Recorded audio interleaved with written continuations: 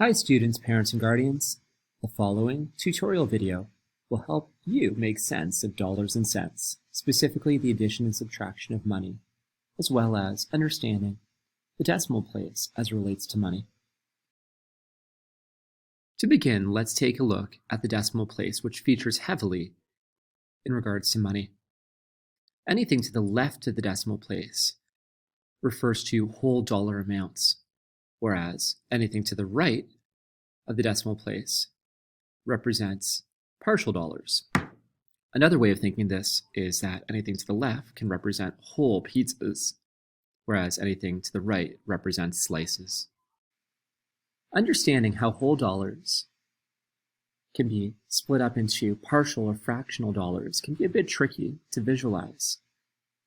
Take a look at the following video that utilizes American dollars and cents and pictures as well as numbers to help unpack how our decimal system works. Hello everyone, and thank you for visiting. Today I'm going to talk with you about decimal numbers, and these are including tenths and hundredths. Now we can't get into decimal numbers until I first very briefly remind you of the place value of what we already know. This is a ones cube. It represents 1. This is a 10 stick. It's also called a rod or a long, and that represents 10. And this is a 100 flat, or just 100, and that represents 100. Now today we're specifically going to talk about 1 and how we can break 1 apart into smaller parts. So here is 1 unit. This is $1 represented like this. And this is just 1 whole square. Now we're going to take each of these and we're going to break them up into parts using decimals and fractions. Here's the one that I was talking with you about earlier. This is also called a unit. Now this is 1 whole square. It's not broken up into any parts. Imagine kind of like 1 whole cake, 1 whole brownie pan. Now here is 1 whole square, but this one is actually split up into 10 equal pieces, and we represent that as tenths. That's why we talk about the tenths place. And it is also represented in fractions with a denominator of 10. This square is 1 whole square, but it is split up into 100 equal pieces. That's why it's called hundredths. And in fractions, the denominator is 100 equal parts. So now the place value that we're going to be using as we discuss tenths and hundredths is here. This is the tenths place. This is the hundredths place. And here, separating the ones place and the tenths place is our decimal. We don't call it a dot or a point, it is a decimal. So let's put our decimal numbers in actions. Here you have a decimal grid. It has 100 equal pieces. I have a penny, which represents 1 out of 100 cents of a dollar. So I'm going to represent this penny on the grid. This is worth only 1 cent, so I will color in only one part here.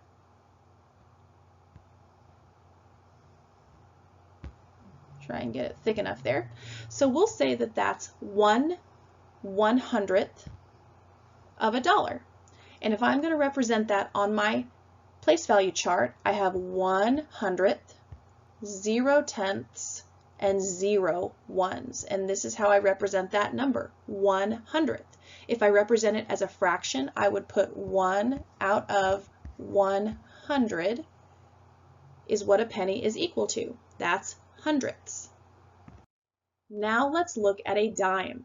Now a dime is special because a dime fits into a dollar 10 times, but I can also represent it on the hundreds grid over here as 10 hundredths. So let's go ahead and shade in what we know. 1 dime is actually 1/10th of a dollar. And if I shaded in 1/10th, I would shade it just like this. Not quite so neat, but you get the idea. And my fraction is 1/10th of a dollar. I write it in my place value chart as 1/10 I have 0 ones, and there is my decimal. That's how I write 1/10. Now, if I were to take this same dime and put it in this grid, I would shade 10 parts because a dime is actually 10 pennies. That'll be good enough. And I'm going to put this as 10 out of 100. And if I were to write that on the place value chart, it's pretty much the same. I can have 0 ones, my decimal, and 10 out of 100. So as you can see on this one, I have a 0 in the hundredths place. In this one, I have no zeros or anything in the hundredths place. It's just 1/10, but these are actually equivalent. They equal the same thing. All right, so let's look at some actual decimal grids that have been shaded. So look at your decimal grid here. As you can see, this grid has part of it shaded. It's not one whole, but it's part. So I know that in my ones place, I'm going to have a 0 because there is not one whole shaded, and there is my decimal. So when I tell my students to count, I say go ahead and count the columns. It's easier to count that way. So this is 10, 20, 30, 40, 50, and now we'll count the ones. 1, 2, 3, 4, 5, 6, 7. So I know that my number is actually 57 hundredths. And I can write that as a fraction like this. 57 out of 100 is shaded. Here's another grid for you to practice. This one has less shaded than the one we talked about before. Let's go ahead and count the columns. I see 10, 20, and this one looks like 28 is shaded. So I'm going to write that number like this. I have 0 ones. Here's my decimal, and 28 hundredths is shaded. Here's how I write the number in words. When I represent the number with digits, it's written in standard form, and I can't forget my fraction. 28 out of 100 is what is shaded. And here's a blank decimal grid. You'll see these a lot. Now I want you to shade in the decimal grid, or think about how you'd shade it in if you were to shade 45 hundredths. Well, I'm going to tell you the same thing I said before. Shade the columns first. I know that I'm going to have 4 columns shaded, and then 5 ones shaded to represent 45. So when you shade all of that in, it's not the whole decimal grid, but it is part of it, and you see this represents 45 hundredths. Now if I were to represent this as a fraction, I would write it like this. 45 out of 100 is the same as 45 hundredths. I hope you've enjoyed this tutorial on decimal numbers going up to the tenths and hundredths place. If you'd like to see more videos in the future, please like and subscribe to my channel. Have a wonderful day.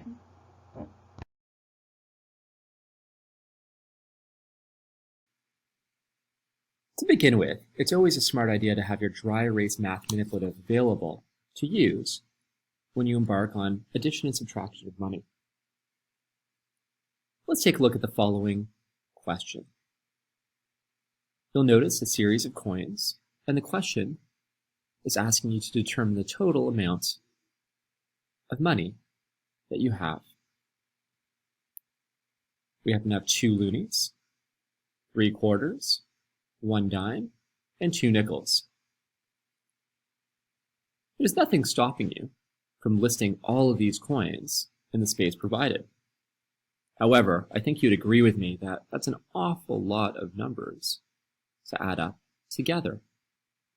I would suggest that we simplify the question by reducing the values in the spaces provided below.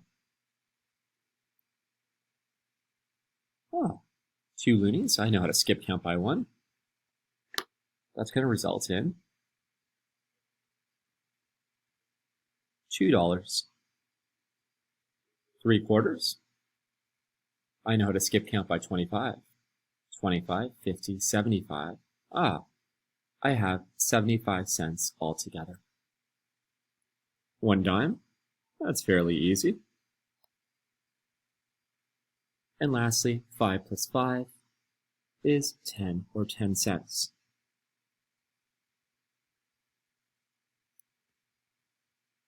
Now that I've simplified the amounts that I have, I can reduce the number of numbers I have to add up together, making this slightly easier to solve. I have $2. Notice I'm lining up the decimal places when I add 75 cents. And I have 10 and 10 cents to add together. Going down the column, 0 plus 5 plus 0 plus 0 is 5. 7 plus 1 plus 1, that's 8. The decimal carries on into our answer, and adding down in the ones column, I'm left with $2.85, which is the total amount of money featured in this picture.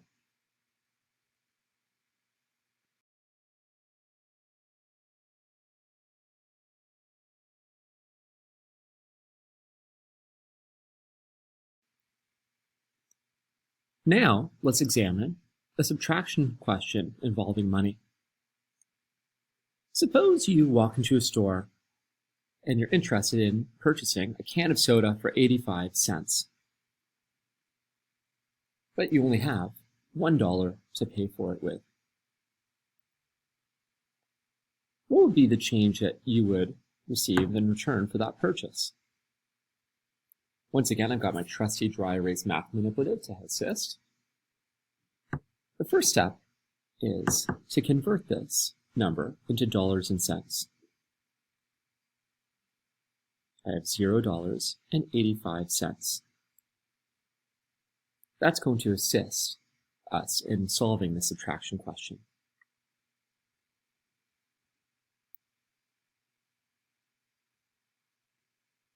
$1 minus 85 cents. I've lined up the decimal places.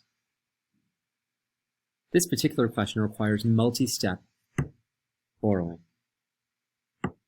0 minus 5. Unfortunately, I cannot do that. Can I borrow from the number next to it? No, I cannot.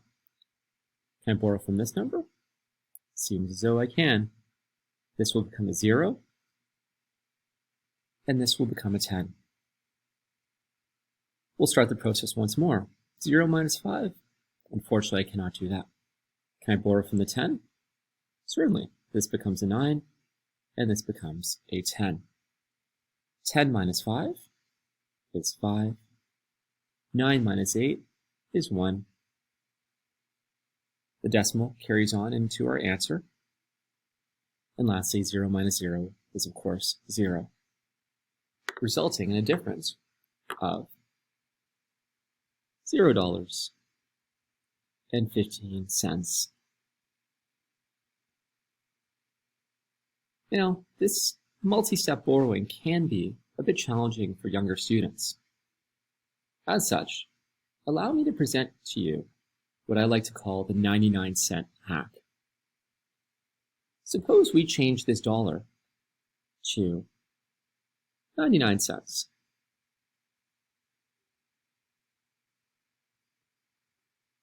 We're subtracting a cent from this dollar, which will add to our difference at the very end. I have $0.99 minus $0.85, the cost of the can of soda. 9 minus 5 is 4, 9 minus 8 is 1, and 0 minus 0 is 0. Let's not forget to add that penny that I took away initially when I changed the question, resulting in, once again, a difference of 15.